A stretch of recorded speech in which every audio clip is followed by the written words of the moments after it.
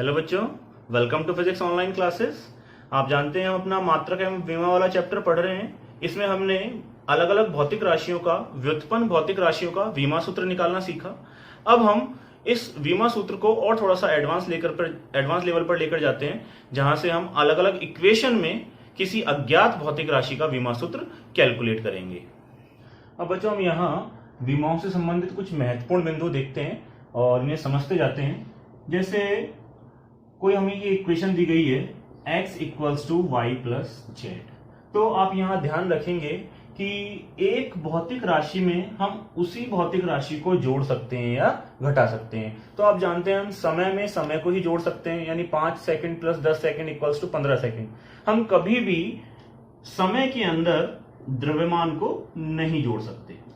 कभी भी हम इसको ऐसे नहीं लिखेंगे 5 सेकंड प्लस 5 किलोग्राम, ये लिखना बिल्कुल सरासर गलत है। हम एक समान भौतिक राशि में वही भौतिक राशि जोड़ सकते हैं या घटा सकते हैं। तो आपको यहां यह समझना होगा, अगर हमें कोई इक्वेशन दी गई है और उसमें अलग अलग पद दिए गए हैं, तो उन अलग अलग पदों के विमा सूत्र समान होते हैं। जैसे इस इक्वेशन में हमें यहां 3 पद दिए गए हैं, तो इन तीनों पदों के विमा सूत्र समान होते हैं। इसे ही हम समांगता का नियम भी कहते हैं। तो एक दी गई समीकरण में प्रत्येक पद का विमा सूत्र समान होता है। यानी अगर मैं इस इक्वेशन से संबंधित लिखूं तो x का जो विमा सूत्र है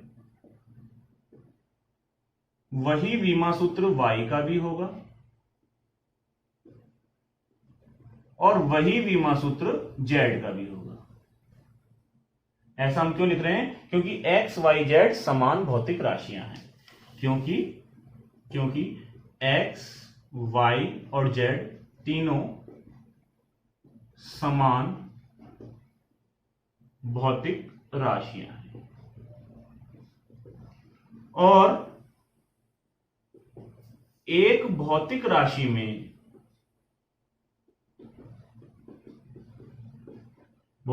में वही भौतिक राशि जोड़ी या घटाई जा सकती है।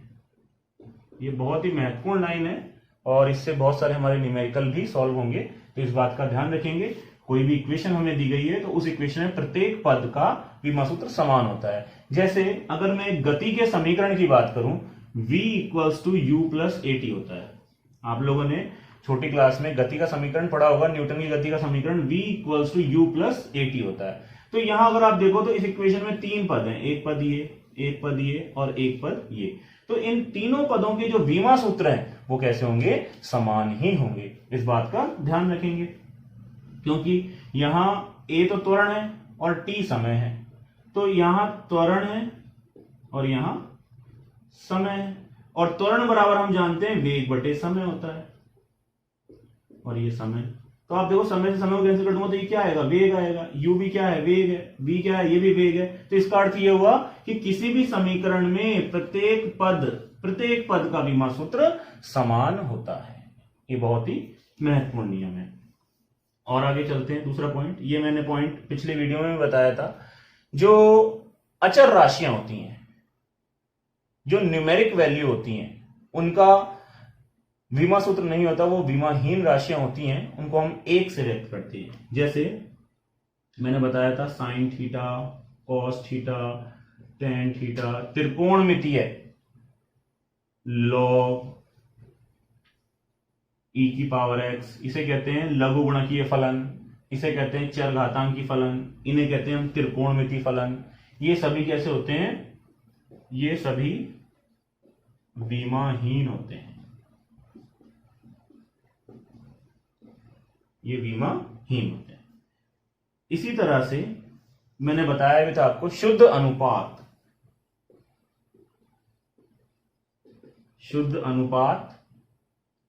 विमाहीन होते हैं। तो ये जो हमने पॉइंट पढ़े हैं, इन पॉइंट से संबंधित कुछ हम न्यूमेरिकल करते हैं जिससे आपको ये पॉइंट के कॉन्सेप्ट क्लियर हो जाएगा। तो यहां हम अभी समझाए गए कॉन्सेप्ट को इस न्यूमेरिकल से समझते हैं। तो हमें यहाँ एक समीकरण दी गई है और इस समीकरण में जो क्वांटिटी ए और बी है इनके विमा सूत्र ज्ञात करने हैं। तो हमें यहाँ समीकरण दी गई है P प्लस ए बटे B square V minus B equals to N R T. तो ये कोई एक इक्वेशन है, इस इक्वेशन में हमें ए और बी के विमा सूत्र हमें ज्ञात करने हैं और बाकी भौतिक राशियों के बारे में बताया गया है। P यहाँ दाब है, V आयतन है, N पदार्थ की मात्रा है मोल के अंदर, R गैस नियतांक है और T ताप है। तो हम देखते हैं कैसे हम A और B के विमा सूत्र निकालते हैं। तो पहले केवल हम इस वाले भाग पे अगर हम फोकस करें तो यहाँ P के अंदर A बटे V स्क्वायर ऐड हो रहा है। मैंने अभी बताया भी था, एक भौतिक राशि के अंदर वही भौतिक राशि घटाई या जोड़ी जा सकती है। तो यहां अगर मैं देखूं तो P ये दाब है, तो निश्चित रूप से ये वाली क्वांटिटी भी क्या होगी, दाब ही होगी, क्योंकि दाब में दाब ही जुड़ेगा, दाब के अंदर और कोई क्वांटिटी ऐड नहीं हो सकती। तो A बटे वी स्क्वायर क्या होगा, दाब होगा। और मैंने ये भी बताया था अगर ये दोनों एडिशन फॉर्म में है या सब्ट्रैक्शन फॉर्म में है तो समीकरण के प्रत्येक पद का विमा सूत्र कैसा होगा, समान होगा। यानी A बटे वी स्क्वायर का जो विमा सूत्र होगा वही किसका होगा, दाब का होगा। तो A बटे वी क्या है यहाँ, आयतन, और आयतन का विमा सूत्र होता है L की घात 3 और आयतन का क्या हो रहा है यहाँ, स्क्वायर, तो L की घात 3 का स्क्वायर। और दाब का विमा सूत्र हम जानते हैं क्या होता है, m1 L-1 T-2। अगर आपको दाब का विमा सूत्र याद नहीं है तो आप निकाल के भी देख सकते हैं बल बटे क्षेत्रफल से। तो हम जानते हैं F अपॉन ए बल बटे क्षेत्रफल होता है,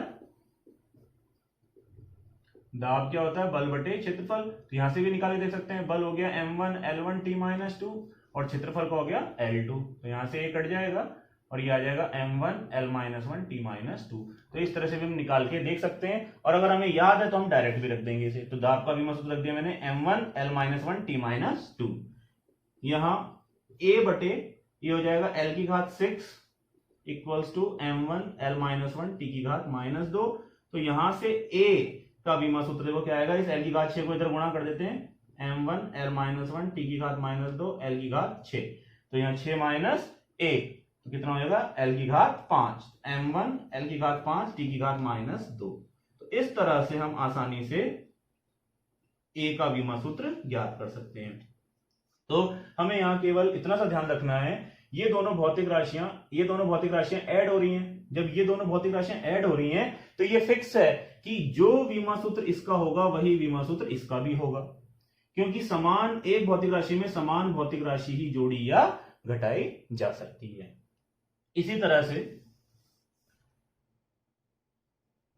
से अगर हम V माइनस बी को देखें, V माइनस बी को अगर हम देखते हैं तो आप यहां ये समझ सकते हैं कि V अगर आयतन है तो आयतन में से आयतन को ही घटाया जा सकता है, यानी B जो है वो किसके बराबर है, आयतन के बराबर है। तो आयतन का विमा सूत्र क्या होता है, L की घात 3 होता है।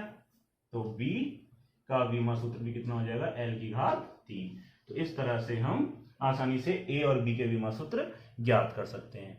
इसी तरीके के और भी न्यूमेरिकल देखते हैं जिससे आपको और कॉन्सेप्ट क्लियर होगा। तो मैंने यहाँ एक और न्यूमेरिकल लिखा है, दी गई समीकरण में B व C का विमा सूत्र ज्ञात करो। और हमें समीकरण दी गई है V बराबर B बटे T plus CT square plus DT cube, ये हमें दिया गया है और बता दिया गया है V चाल है और T समय है। तो फिर से हम समानता के नियम से करेंगे। समानता के नियम से हम जानते हैं अगर मैं लंबाई में लंबाई को ऐड करता हूं तो मुझे लंबाई ही मिलेगा। अगर मैं विमीय रूप से देखूं, विमीय रूप से अगर मैं लंबाई में लंबाई को ऐड करूंगा तो मुझे लंबाई ही मिलेगी, वेग में वेग को ऐड करूंगा तो मुझे वेग ही मिलेगा, अगर मैं टाइम में से टाइम को घटाऊंगा तो मुझे टाइम ही मिलेगा। तो ये हमें विमीय रूप से याद रखना चाहिए और मैंने बताया था इसे ही हम समांगता का नियम भी कहते हैं। तो इसी कॉन्सेप्ट को हम वापस से यहां लगाएंगे। तो आप देख सकते हैं इस इक्वेशन में 4 पद हैं, 1 पद, 2 पद, 3 पद, और तीनों पदों को अगर मैं ऐड कर रहा हूं तो मुझे चाल मिल रही है। तो निश्चित रूप से मैंने चाल में चाल को ऐड किया, चाल में फिर चाल को ऐड किया, तभी मुझे यहां पर चाल मिली है। तो अगर ये राशि b/t² चाल ही होनी चाहिए, ct² ये भी चाल ही होनी चाहिए, और dt³ भी चाल ही होनी चाहिए। क्यों होनी चाहिए चाल? क्योंकि चाल में जब चाल जुड़ेगा तभी तो हमें क्या मिलेगी? चाल मिलेगी। तो यहां b हमें बताया गया है, b क्या है? चाल है। तो निश्चित रूप से ये भी राशि कैसी है? चाल है। तो इसका अर्थ ये हुआ b/t² का जो विमा सूत्र है वो किसके बराबर होगा? चाल के बराबर होगा। मैं लिख सकता हूं b/t, t यहां समय है तो समय का विमा सूत्र लिख दो t²। समय का होता है t और यहां स्क्वायर हो रहा है उसका, तो कितना हो जाएगा? t²। और चाल का होता है L1t-1।